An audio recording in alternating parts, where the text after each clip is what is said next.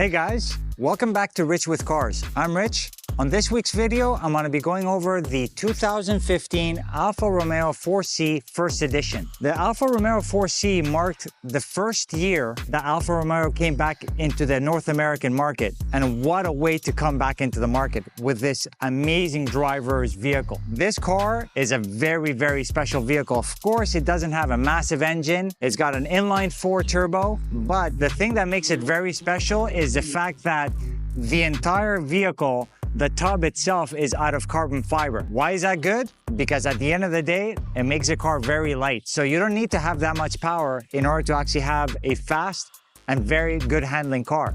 As you all might know, having good handling, the best thing that you could have is lightness. And this car definitely has it.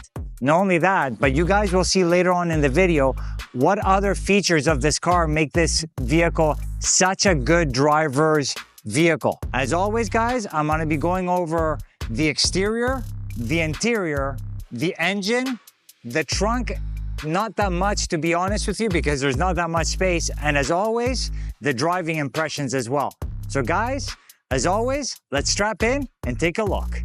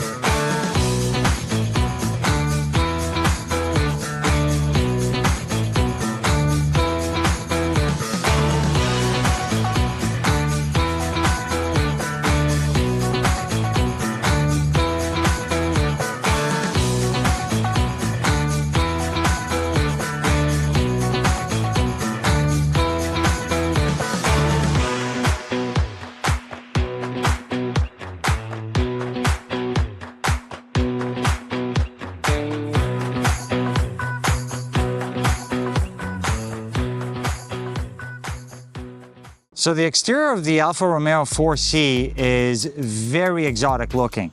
It's got very typical Alfa Romeo features like the triangular front grille and of course the headlights as well. The headlights are typical Alfa Romeo. You got sort of like that bug-eyed type of look to them. But the thing that really gives it away is the fact of this triangular front grille alongside with its logo. If you look at this car from afar, it definitely screams exotic. Now, does it have an exotic price? When it was new, it was basically at an MSRP of around $65,000. Now, you could probably pick up this car for low 50s, high 40s, most likely. And at the end of the day, there's a reason why it's retained its value after so many years. It's because they had limited numbers for the first edition, like this one over here.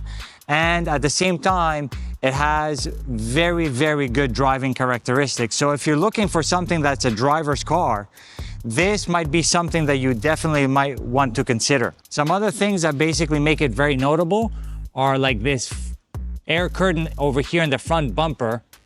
And you can see all the carbon fiber work inside the headlight unit, which is really, really cool.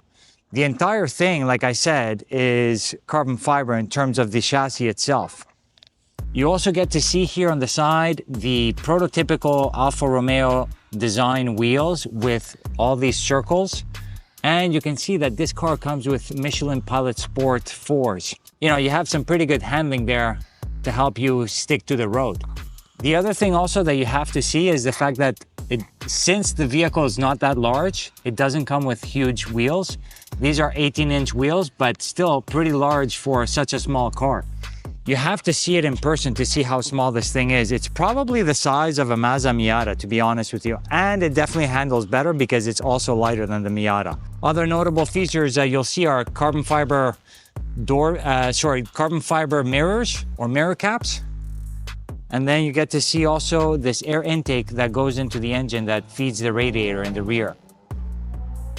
As we head further behind, you get to see also notable design features from Alfa Romeo, like the circular taillights and of course the Alfa Romeo logo. A notable diffuser under the vehicle alongside with dual exhaust pipes. And of course, you get to see the inline four right through the rear window because this is a rear mounted engine on the Alfa Romeo 4C, which gives it a much better balance and allows it to put the power to the ground rear wheel drive vehicle. Some other really notable things are like these vents on the side of the rear window to allow the engine to cool off a little bit as well. And of course, some more venting over there as well. Moving around the car, you get to see that the gas tank cap is right here on the side, which is really cool. It's kind of like on the B pillar, C pillar, but anyways, if you take a look at this car just from the side view angle, it's got such a nice low slung, really exotic look, especially with that part right there. This car really exudes exoticness, but you really need to drive it to know what this car is all about. The trunk space, it's a very, very small trunk area. This is a car cover right here, but then you get to see how small the trunk area is. So like I was telling you guys before, not the most convenient vehicle for long trips just because of the lack of convenience on the interior and also the fact that you don't have much trunk space. So this could probably last you maybe about a couple days worth of luggage, maybe a little bit more. So I'll show you guys on the screen what the volume is for the trunk area. If we move a little bit further inside, you guys will get to see that we have the inline four 1.7 liter engine right here. It's like I said before, it's a 1.7 liter inline four turbo, and I'll show you guys the numbers. It's got, I think, 237 horsepower and about 250-ish, 258 pounds per foot of torque. Doesn't sound like a lot, but when you're talking about a car that's under 2,500 pounds, you don't need that much power to actually propel the vehicle and to give it good handling or even good acceleration. I believe the acceleration on this is about in the low fours, 4.1 or 4.2 seconds. So yeah, you can actually get that with 240 horsepower. So at the end of the day, I believe that this is the same engine that is used in the Fiat 500 Abarth. So yeah, they've actually used this engine before, you know, and it sounds very good too, but you're not getting this car for that. That's your key, very simple. It's got sort of a key that actually pops out just with the, if you press a Alfa Romeo button, but then you got very simple functions. You got unlock, lock, and that's basically it. There's nothing else around it in terms of functionality. So aside from that, it's not a very technologically advanced vehicle. This is all about drivability. So let's take a look inside of the vehicle.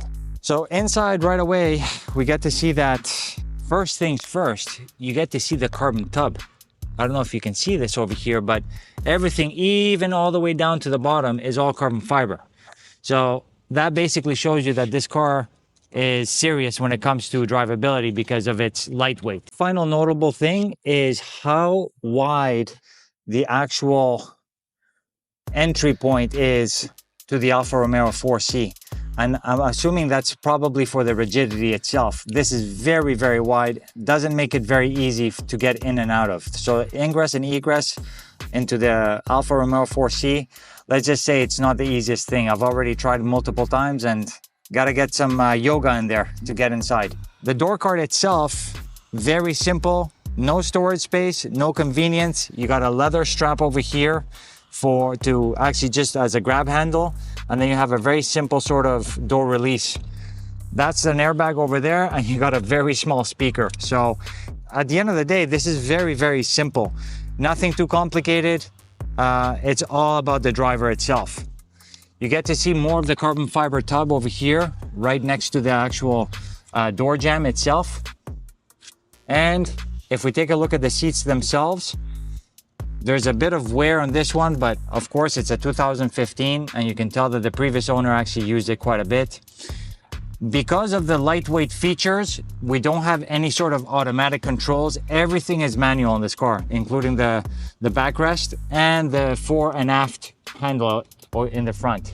We don't have heavy bolstering, and the seat itself is not the most beautiful thing. take a look at. You do have some Alcantara in the middle to keep you in place and a bit of leather on the outside.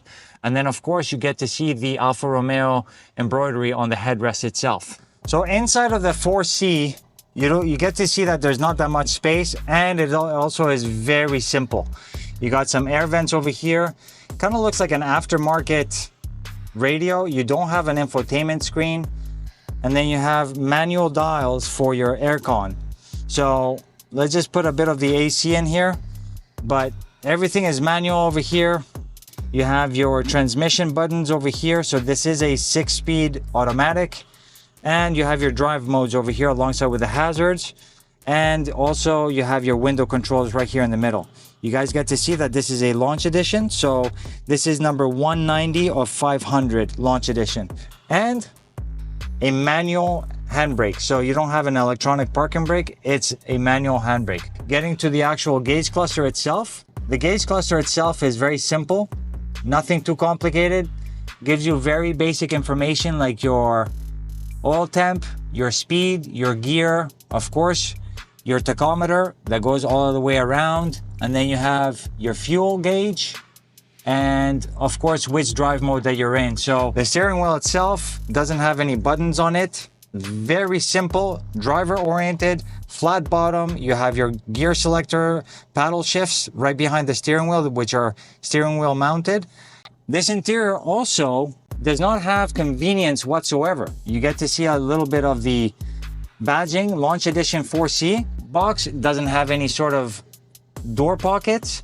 And if you look towards the back, there is zero space between the seat and the back itself. So let's just say that this is not the most convenient interior. You have a little cubby hole right here, and you have a little Italian style pouch for some storage that's actually wrapped in leather. And then if you look further behind, you get to see the engine bay right there. Interior is very tight. I don't know if I would actually take this on long trips, because I wouldn't say that the seats are very comfortable, and you don't have any sort of space for convenience.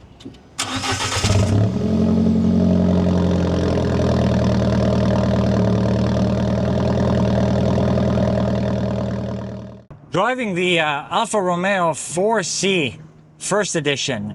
This is probably the most race-oriented vehicle I've driven till now. I've driven the GT4, I've driven the Evora GT, and I've driven also the Emira. And this, I can tell you guys that in terms of steering feel, in terms of like road feel, this is so raw. So let me see if I can put this into manual mode. I don't know if you guys can hear that. There's quite a bit of turbo whine behind me.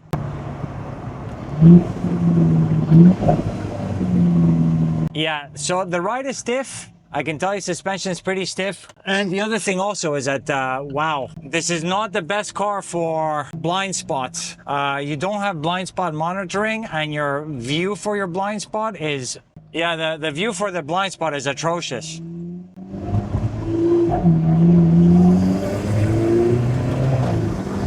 So if you're looking for a driver's car, I mean, this is like absolutely phenomenal. Suspension is quite stiff. Brake pedal feel is actually quite stiff, quite hard, but you do get a bite right off the top of the pedal, which is a good thing.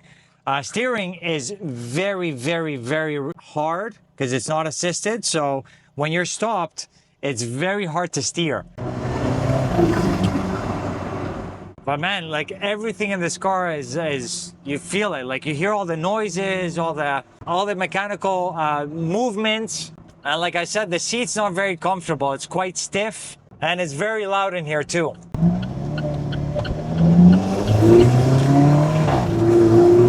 Yeah, I had to fix my steering wheel because I couldn't see the gauge cluster that well. You really gotta be careful when you're driving in terms of your blind spot, because it's really awful. But yeah, it's super loud. You got the engine right there behind you. You got the air intakes on each side of you as well. I mean, if you're looking for a vehicle that gives you a great driving experience, this car definitely gives you that, because you actually feel everything on the road. You feel so tight in here. At the same time, there's not much in terms of keeping you separated from the road. in terms of the noise. Man, you want to feel go-kart? This is go-kart, man. This is really go-kart action right here. This car is very loud, not very convenient, not very comfortable, but it's got a great driving feel and it's got great driving dynamic. This is definitely should be on top of your list because, I mean, you cannot get more racy than the Alfa Romeo 4C. Out of all the cars that I've tested up until now, this probably is up there with the Evora GT, and it feels more racy than, let's say, the GT4 or even the Evora. Not the Evora, sorry, the Emira. I would probably put this side by side with an Evora GT and compare them both because they're both incredible driving vehicles. So guys, I hope you enjoyed this quick review of the Alfa Romeo 4C. I definitely enjoyed it. It was a little bit tough to drive because the fact that this vehicle doesn't have assisted power steering, you definitely feel it. I was told about it before, I didn't believe it. And then when I started moving the car around in the parking lot, man, do you really need to put some, effort into actually steering the steering wheel or turning the steering wheel. Once you actually get moving, of course, it's much easier, but you definitely get to feel everything on the road. An amazing driver's vehicle. You get to hear everything, you get to feel everything. There's a lot of communication on the steering wheel as well, and even through the seats. Considering a driver's vehicle, this should be on your list alongside with cars like the Lotus Emira, Lotus Evora, the Cayman GT4 from Porsche. These are all drivers-oriented vehicles. I want to give a huge thanks to Aston Martin of Orlando once again for allowing me to review this vehicle. I mean, it's I would call it an instant classic, and I got an opportunity to actually experience it, and it's really, really good. I don't know if I would actually have it or own it, but if you want to have it in terms of carving canyons, I would say that this is a great weekend vehicle. Aside from that, guys, as always, stay tuned for additional content. Thank you very much for all the likes, all the views, and stay tuned for future reviews on a weekly basis. Thanks a lot for tuning in. All right, guys, thanks. Take care. Bye-bye.